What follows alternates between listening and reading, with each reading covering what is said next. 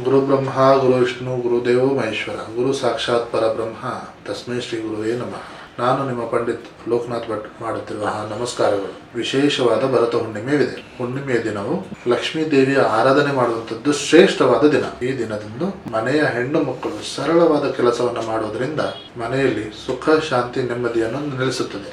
ಮನೆಯ ಹೆಣ್ಣು ಮಕ್ಕಳು ಏನು ಕೆಲಸ ಮಾಡಬೇಕು ಅಂತ ಈ ಒಂದು ವಿಡಿಯೋದಲ್ಲಿ ನಾನು ತಿಳಿಸಿಕೊಡ್ತಾ ಇದ್ದೇನೆ. ಈ ವಿಡಿಯೋ ಇಷ್ಟ ಆದಲ್ಲಿ ಲೈಕ್ ಹಾಗೂ ಸಬ್ಸ್ಕ್ರೈಬ್ ಮಾಡಿ.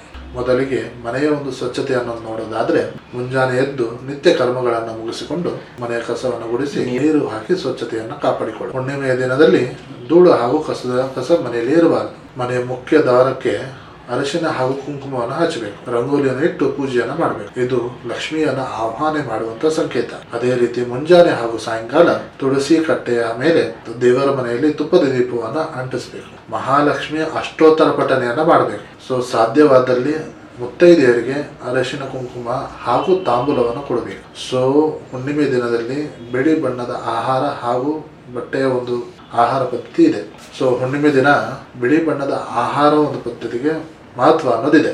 ಆದ್ದರಿಂದ ಹಾಲಿನ ಪಾಯಸವನ್ನು ತಯಾರು ಮಾಡಿ ನೈವೇದ್ಯವನ್ನು ಇಡಬೇಕು. ರಾತ್ರಿ ಚಂದ್ರ ಪೂರ್ಣವಾಗಿ ಉದಯಿಸುವುದರಿಂದ ಹೆಣ್ಣು ಮಕ್ಕಳು ಚಂದ್ರನನ್ನು ನೋಡಿ ಕೈ ಮುಗಿಬೇಕು. ಚಂದ್ರನ ಬೆಳಕಿನಲ್ಲಿ ಸ್ವಲ್ಪ ಸಮಯ ಕಳಿಬೇಕು. ಮಾನಸಿಕ ಶಾಂತಿ ಹಾಗೂ ದೈಹಿಕ ಸದೃಢತೆಗೆ ಇದು ಒಳ್ಳೆಯದು ಅಂತ ಹೇಳ್ತಾರೆ. ಹುಣ್ಣಿಮೆಯ ದಿನ ಹಸಿದವರಿಗೆ ಅನ್ನದಾನ ಮಾಡಬೇಕು. ಬಡವರಿಗೆ ಬಿಳಿ ಬಣ್ಣದ ವಸ್ತುವನ್ನು ದಾನ ಮಾಡಬೇಕು. ಅದೇ ರೀತಿ ಹುಣ್ಣಿಮೆಯ ದಿನ ಮನೆಯಲ್ಲಿ ಜಗಳವಾಡಬಾರ್ದು, ಯಾರನ್ನು ಕೂಡ ನಿಂದಿಸಬಾರ್ದು ಹಾಗೂ ಮನಸ್ಸನ್ನು ಪ್ರಶಾಂತವಾಗಿ ಇಡಬೇಕು. ನಾವು ಹೇಳಿದ ಹಾಗೆ ಮಾಡಿದ್ದೇ ಆದಲ್ಲಿ ನಿಮ್ಮ ಒಂದು ಶ್ರದ್ಧಾ ಭಕ್ತಿ ಅನ್ನೋದು ನೆರವೇರುತ್ತೆ. ನಾನು ಕೊಟ್ಟಂತ ಮಾಹಿತಿ ನಿಮಗೆ ಇಷ್ಟವಾದಲ್ಲಿ ಈ ವಿಡಿಯೋನ ಲೈಕ್ ಹಾಗೂ ಶೇರ್ ಮಾಡಿ.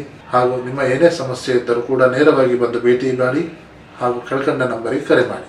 ನಮಸ್ಕಾರ.